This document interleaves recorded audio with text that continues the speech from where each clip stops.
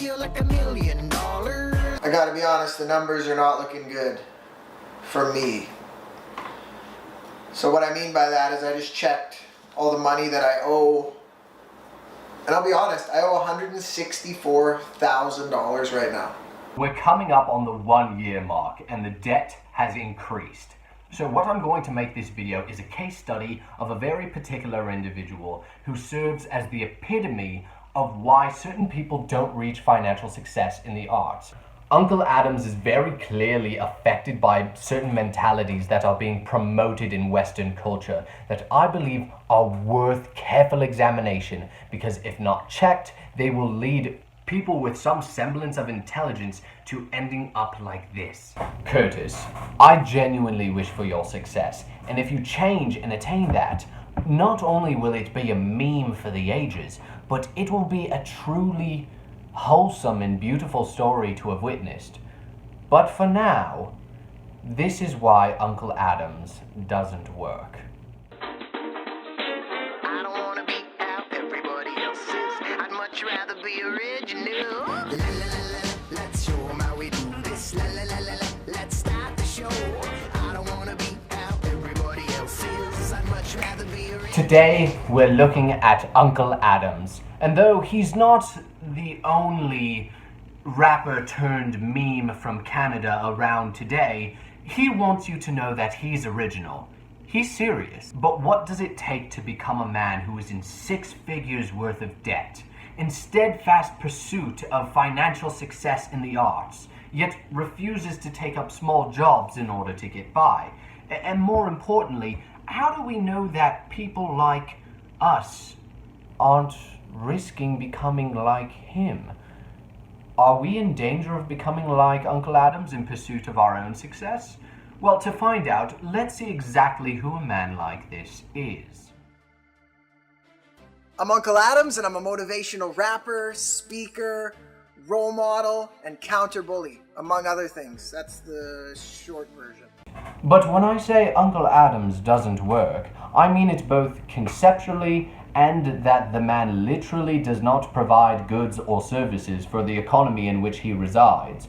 But why is the refusal to take up a job such a bad thing anyway? Well, I guess it would depend on the reasoning. Sip of tea. So then they got us hauling pipe and rebar and all this stuff that, no offense, but I don't want to do that, man. I've traveled places where they line up to for me to autograph for them and stuff, and like, just to go do that kind of work and to just be a nobody to somebody, it's just, I don't like that kind of thinking. Oh, well, let me stop you right there, Unc, because I think you've led us to our first answer, which leads us to the first reason why Unkle Adams doesn't work. When I make it one day, and some of you young artists want to impress me and you want me to sign you or whatever, show me this kind of work ethic. Now, I'm not qualified to diagnose anybody with narcissistic personality disorder. My PhD is in the culture. But I am ready to discuss what holds many artists back that I believe is exemplified here in Unc, which is a failure to control one's ego. Now, before we talk about the Jobs incident, we're going to have to look further back into the Unkle Adams lore to when we first thought that Unc had perhaps gotten over his narcissistic tendencies. I mean, after all, how can you criticize someone's ego who made it clear that he's against bullying, someone who's made songs about how he's not perfect? Well, to be clear, the narcissistic artist is far more likely to take issue with the world around them for their own lack of success rather than taking responsibility. So, this group that pretends to be fans, but are actually trolls, got this YouTuber to review one of my videos. They kept messaging him, review Unkle Adams, review Unkle Adams. Okay, now this guy's name is Anthony something. Hi everyone, Anthony Fantano here, internet's busiest music nerd here. I've been getting a lot of comments and tweets thrown at me over the past couple days. Okay, the needle drop. I call him the needle. Okay, we'll get back to this in a minute, but when you ramp yourself up to believe that you've got this chosen one kind of mentality, the fear of facing the reality that you are a normal, fallible human being becomes much harder, And this kind of golden child complex can be seen in episode 24 of his little web series, The At Least a Million Mission, where he details taking up 2 jobs, 2 part-time jobs. It's a great way to start cutting down on the debt, and it's a great way to get your footing. One could even say it's a humble move. But he quits almost immediately. And what I think is more damning is why. Hey, the door is open, he's saying. Well, here we look in the back, and the back door of the Bobcat somehow opened. Either I forgot to latch it, or I bumped into the wall and it opened. So anyway, whatever, we're hauling pipe and doing this crap work, and then the one guy's like, oh, you got your class 1, hey, hop in the truck.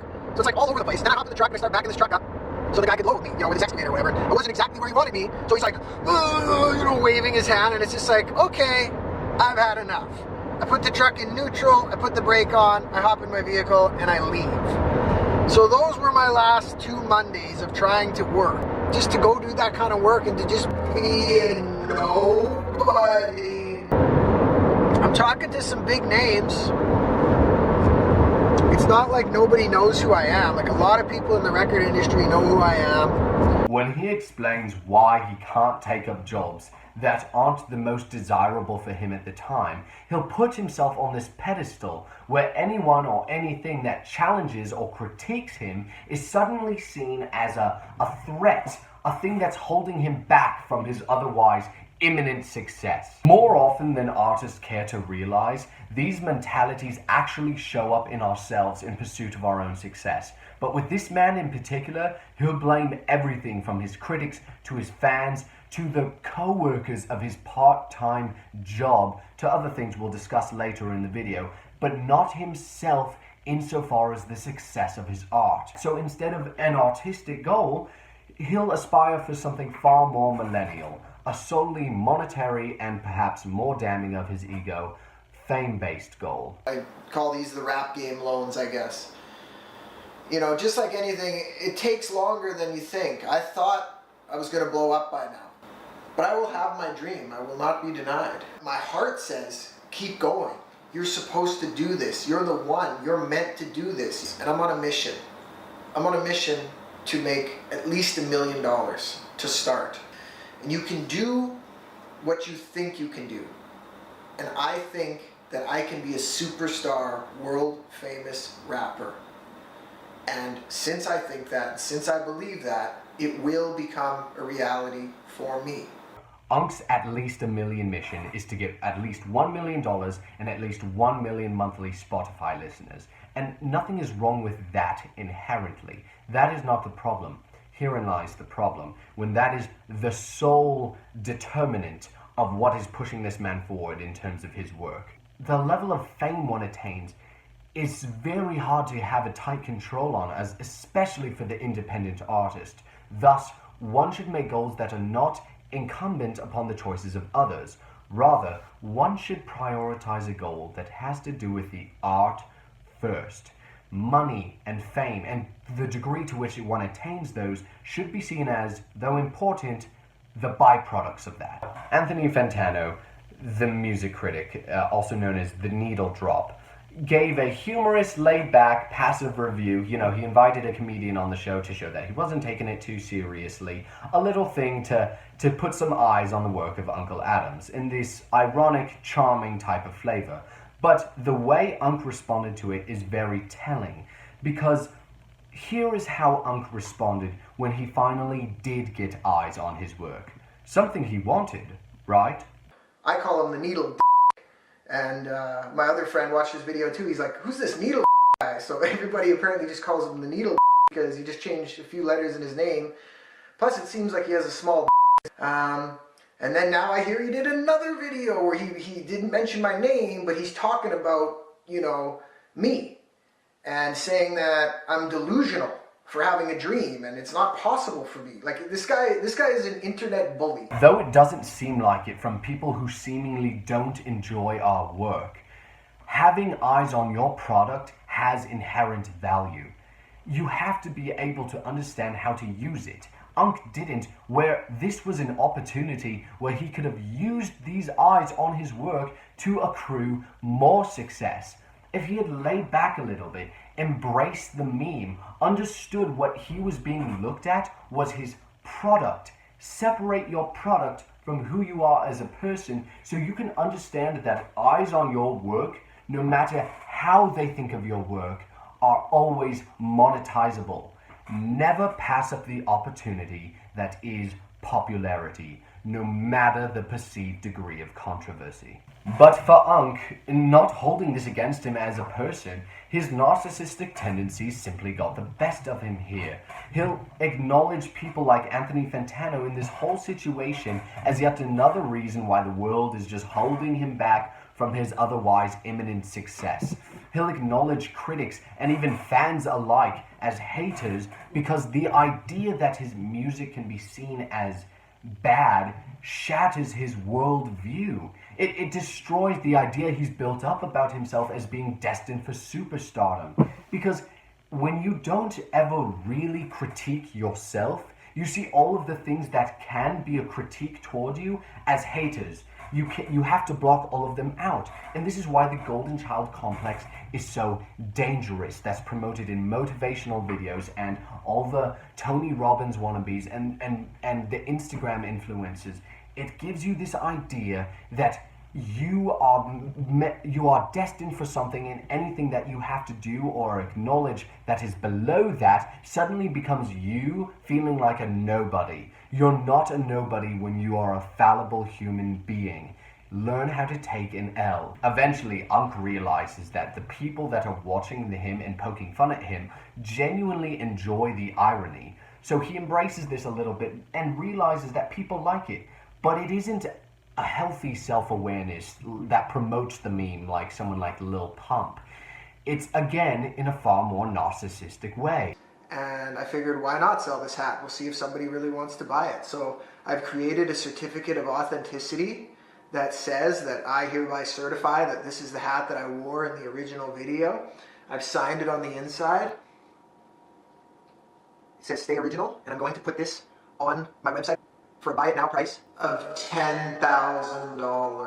Oh, the original hat has not sold yet. It's like when Birdemic 2 came out.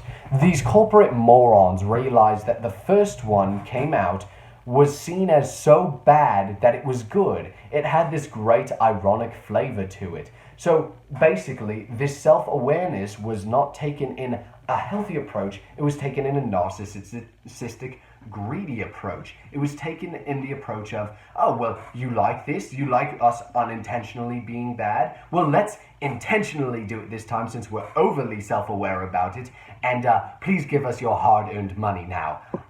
No, it's got to be a struggle for an artist when you're not self-aware pretty much 100% of the time. And the times that you are self-aware, the few times when it actually shows up and there's a semblance of, oh, I get it. Oh, I see what's going on here. Well, you guys like the irony of it, right? You guys think it's funny? Well, okay, here's my top hat. Please pay $10K for it. No, you're delusional. Unkle also blames not having enough money to invest in materials for music and outreach due to the debt he's put himself in by investing in materials for music and outreach. Lacking money is not any indicator of why Unkle has not reached his success. In fact, it's quite the opposite, as we now have a mountain of evidence for throwing money at the wall for studio time, production, promoters, agents, managers, and jarring channel intro graphics.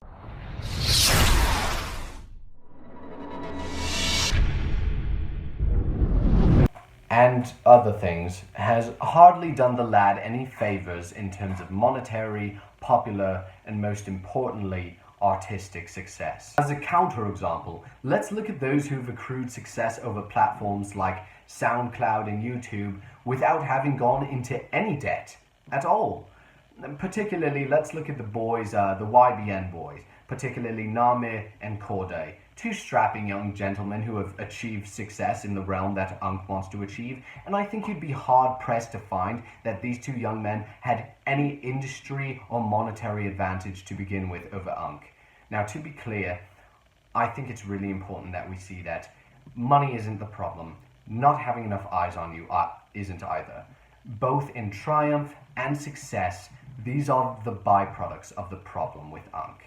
The problem is the art. While sipping in iced tea, you can't party if you didn't invite me. I go hard, that's putting it lightly. Nothing is actually being said in his songs. There is no artistic voice.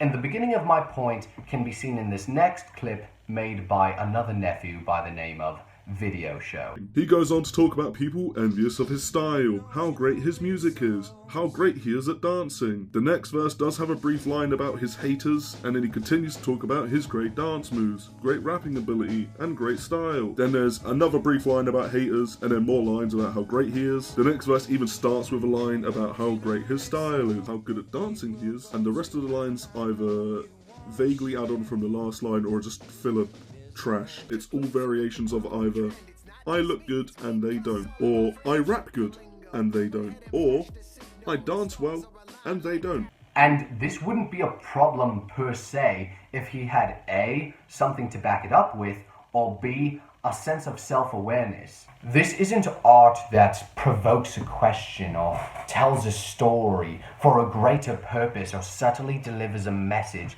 or provokes a particular thought, makes you reconsider things, or is a great telling of a personal experience. No, this is mostly preaching the very same empty platitudes that leads to Unk's own failure put to a beat. When it comes to having to fill your lines with talks of how great you are without having anything to back it up, to Unk, I'd offer him some of his own advice. You can't judge a tree by the fruit it talks about bearing. You have to judge it by the fruit that it actually bears. While he's in his trite and vague positive message phase, there's not much actually being said because he's drowned out his own actual voice in an attempt to appear a certain way. The lack of substance in his lyrics and his music can be traced back to his lack of substance in his goals in the first place, which is what we as artists have to pay particularly close attention to because they are very telling of what it means when it comes to our own objectives, how important they are, and how they will be reflected in our own art. Clearly, again, we're not looking at someone who's made it clear that he's trying to advance himself as an artist. We're looking at someone who's detailed the shallowness of his aspirations to a T. Take a look at his dream board. A new Acura vehicle, upgrading my computer, making some money there, having an Uncle Adam's entertainment group head office building. Monetary and fame-based results can follow someone who has the artistic qualifications, but as we see in this dream board, there's an equation depicted that is completely devoid of art at all, which is a shame because Unk will blame things like people not acknowledging his novelty. He'll say that others aren't looking at him and acknowledging for what he is. They aren't looking for something perhaps original like him. But let's take a closer look at this sentiment in the broader context of things. Lacking conventional qualifications actually isn't a deal breaker though. In fact, bringing something different to the table that lacks something of the old conservative structure is what allows for innovation and subsequently progress of an art form. This is especially true in the history of hip-hop. During its inception, hip-hop and hip-hop artists were actually criticized for being tasteless and exploiting the culture. They were seen as a passing fad within the much larger jazz scene.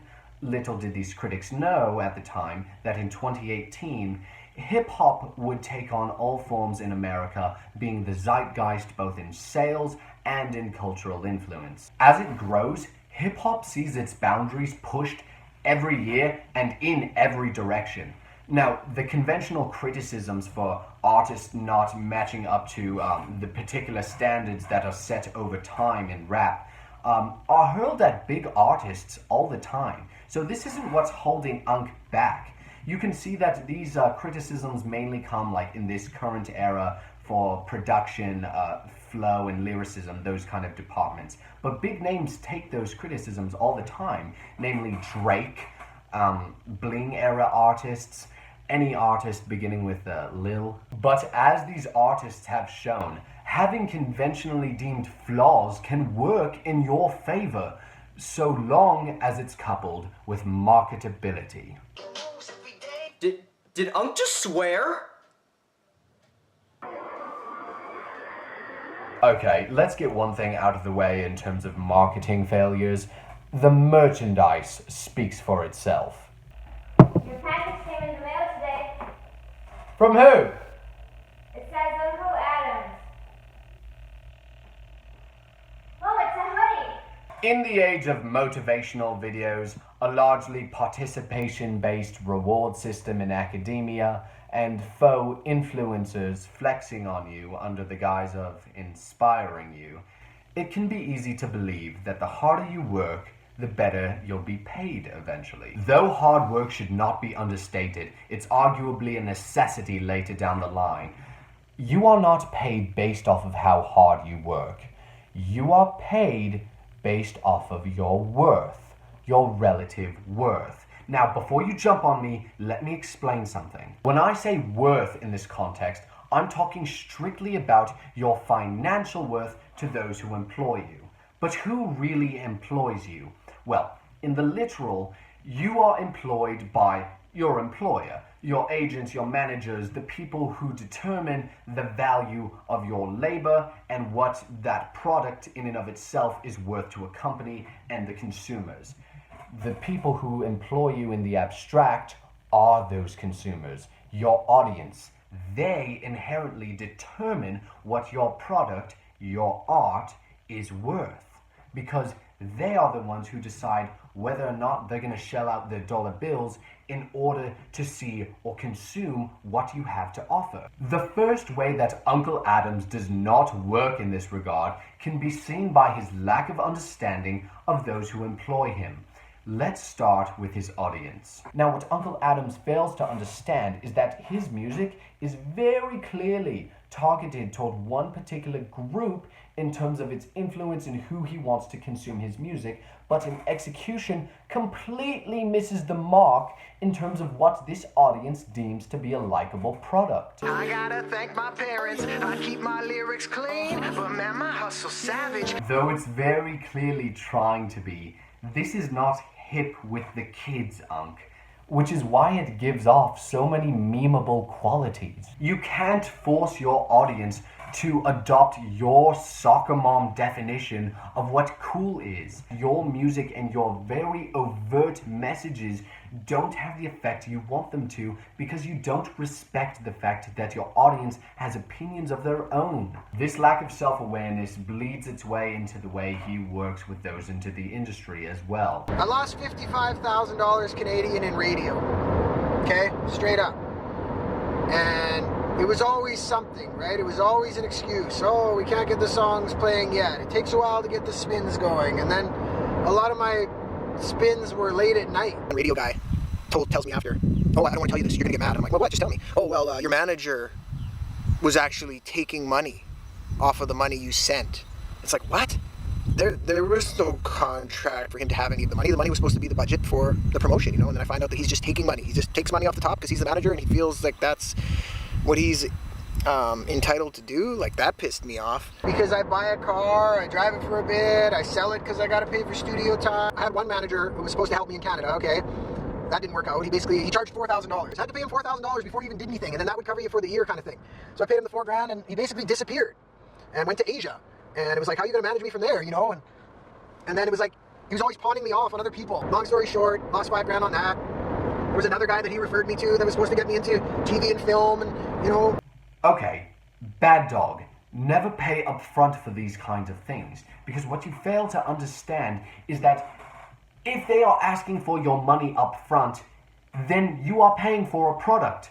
It has to be a sales pitch at that point. Of course they're going to make you feel like you're the next big thing, which is why you sign negotiations and work out deals that have a two-way street and both people can be held accountable with relatively equal leverage. Even if you do, let's say you do have the potential to be the next big thing, it's still worth heavy questioning and possible renegotiation of the contracts before signing them, and I'll tell you why.